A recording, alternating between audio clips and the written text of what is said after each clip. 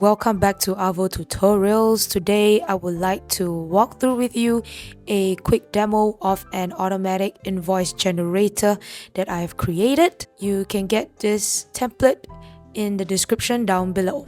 So here I have my entry form where I will input the details of my customer, for example Bobby, and then I would like to include the address, maybe street 123, phone number,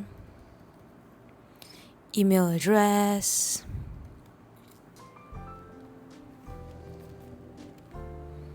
and then I'm just going to leave the receipt number as it is. For example, I have 3 items that I'm selling. So I have the sofa. I'm going to put in that he's going to buy 1. Then maybe a table. He's buying 2 tables. And once I'm done populating this, I can see the subtotal over here. And then I will generate the invoice. Now the script is running and a invoice will be generated automatically and it will be saved into a drive folder. Once it's done, this prompt will come up. I click OK.